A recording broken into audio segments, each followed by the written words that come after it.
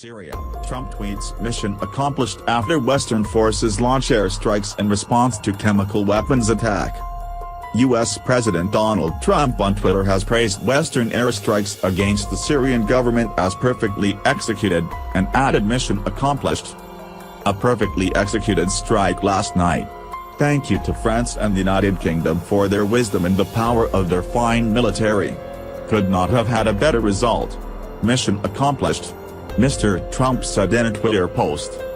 In 2003, then-President George W. Bush spoke under a mission accomplished banner when he went aboard an aircraft carrier in California to declare that major combat operations in Iraq were over, just 6 weeks after the invasion.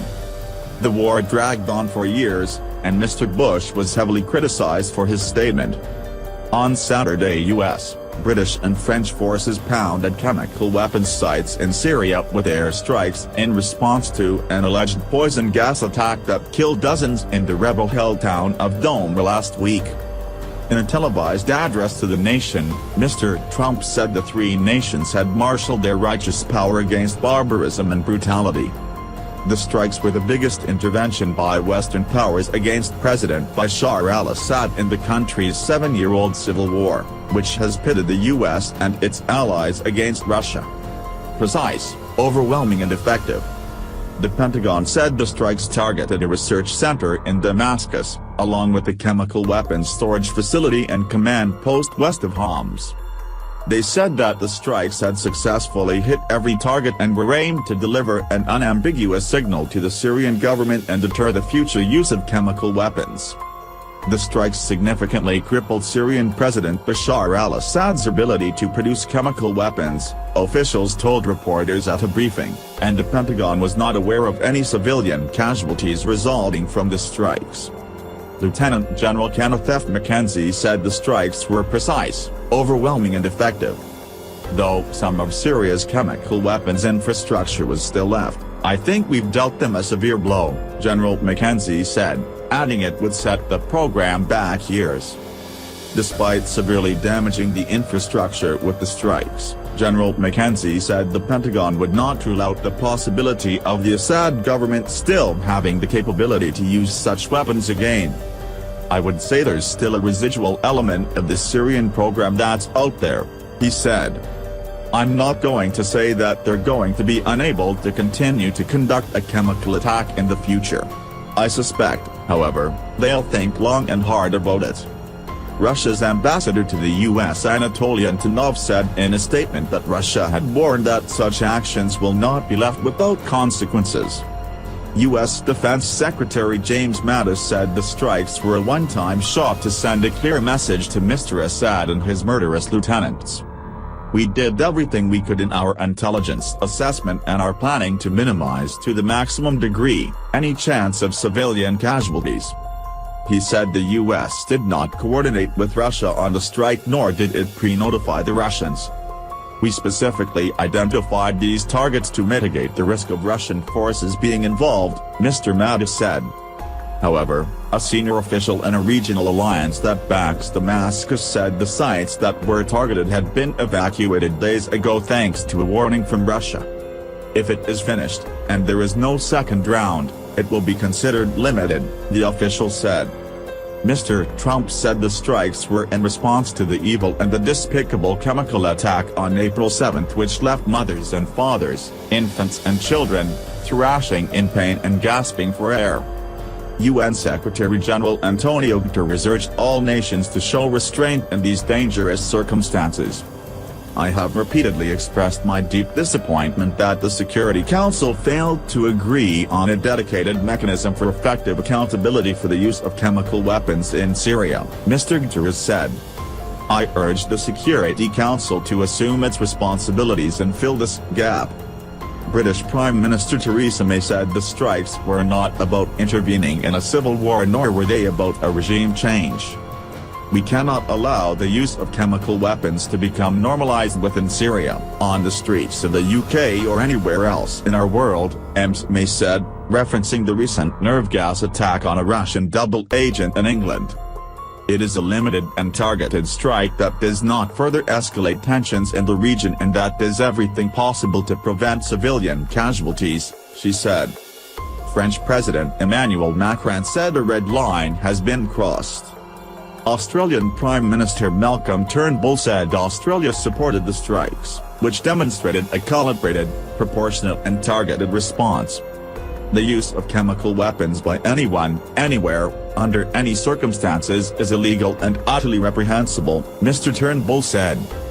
The Assad regime must not be allowed to commit such crimes with impunity. German Chancellor Angela Merkel also backed the airstrikes, calling them a necessary and appropriate action to warn Syria against further use of chemical weapons. And the European Union called for Russia and Iran to help stop more chemical weapons attacks by the Syrian government, warning of fresh economic sanctions. The Pentagon said the US and its allies fired more than 100 missiles from ships and aircraft. It could not confirm how many missiles hit their targets. A pro-Assad official said about 30 missiles were fired at Syria and that about a third were shot down. Several explosions were heard in Damascus. Black plumes of smoke were seen rising from in the east, and the sky turned orange. After the attack finished, vehicles with loudspeakers roamed the capital's streets blaring nationalist songs. In a tweet, Syrian opposition leader Nasser al-Hariri called for an end to what he described as all attacks against civilians by the Syrian state and its allies, whether using chemical or conventional weapons. Maybe the regime will not use chemical weapons again, but it will not hesitate to use weapons the international community has allowed it, such as barrel bombs and cluster bombs, Mr. Hariri said. Mr. Trump said the US was not seeking an indefinite presence in Syria. He said the US would be a partner and a friend to the Middle East, but the fate of the region lay in the hands of its own people.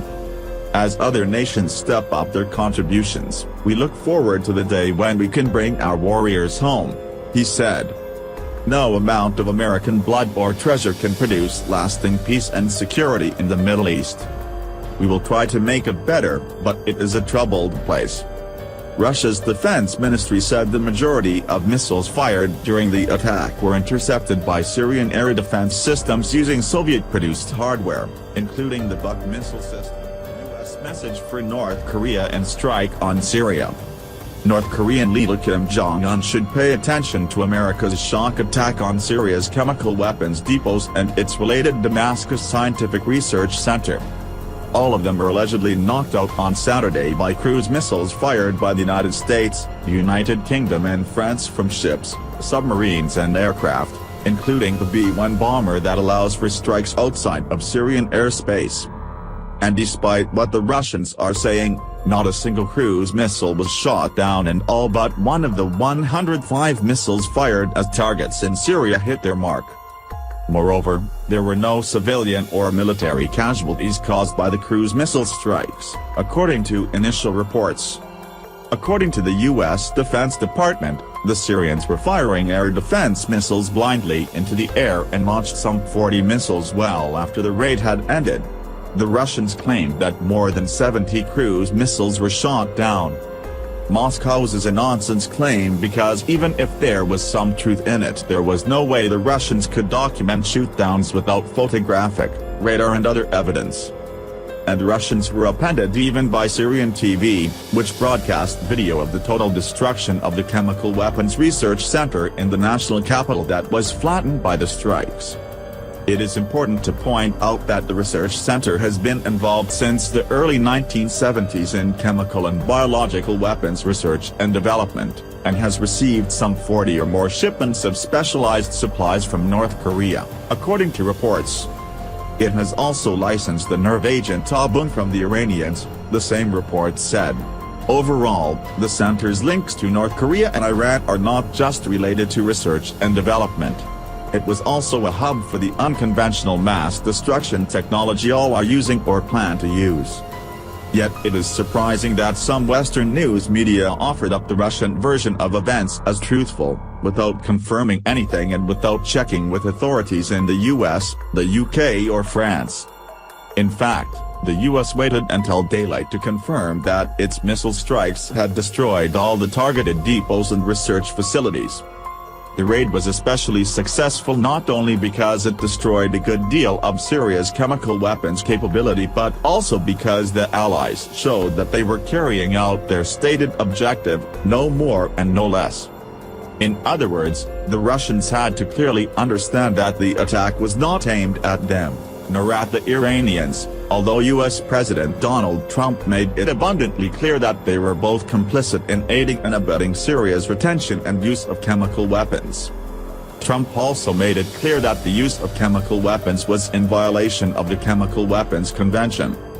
The American president's claim that Syria had used both chlorine and the nerve agent sarin was backed by intelligence provided by the White House, that also contained in clear language the assessments made by the U.S. intelligence community. The Syrians were mixing nerve agents into their chlorine barrel bombs and even filling chemical hand grenades with sarin, and they were doing so without respite since 2013, 2 years into the country's civil war. This is what happened in Douma on April 7, and it was enough to kill 70 people, many of them women and children, and facilitate the takeover of the area by Syrian troops. Since the start of Syria's civil war, government forces have used chemical weapons at least 50 times, according to Nikki Haley, America's ambassador to the United Nations. Given what is known about Russia's continuing nerve agent program and the semi-exotic new generation of nerve agents known as Novichok, it is probably a fair assessment that Russia's military plans to use nerve gas when needed, either to flush out the enemy or destroy civilian populations that give support and cover for groups it deems as terrorists. In the past, when Russia used excessive force to destroy the Chechen rebellion, it seems chemical weapons were not used. It is quite possible, although more research is needed for confirmation, that the Russians reactivated their nerve gas and other chemical munitions programs primarily to use alternative means of ending internal terrorism, especially from Chechens and other Islamists. Thus, while Russia is a signatory to the UN's Chemical Weapons Convention, Moscow made sure it did not cover certain types of organophosphates and their precursors, enabling the manufacture of a new generation of nerve agents. The new Novichok agents have apparently not been transferred to Syria, which is relying on sarin and chlorine. The Syrian government denies it uses chemical weapons. Chlorine is not banned by the convention, a big omission, but sarin and its precursors are. The US was well within its rights to take action where it saw clear violations of the convention, because the convention itself relies on its signatories for enforcement. North Korea's leader Kim Jong-un should pay attention to recent events for two key reasons. First, he is known to have a chemical weapons program which is a threat to security in the entire region, but especially to South Korea. He has already used a lethal nerve agent to kill his half-brother Kim Jong-nam in Malaysia. The US could target his chemical weapons in a similar limited strike missile attack. The second reason for Kim Jong-un to take notice is that the US and its allies just demonstrated that they don't miss their set targets. With negotiations soon to take place between North and South Korea, followed by bilateral talks between the North and the US, Pyongyang can expect explicit demands for denuclearization. Now, given Trump's decision to strike Syria over its chemical weapons, the North Koreans may also expect to hear demands from the US to surrender their chemical weapons and end their production. Kim Jong-un should consider receiving a Pentagon briefing on Syria before he meets with Trump. It will be sobering for him.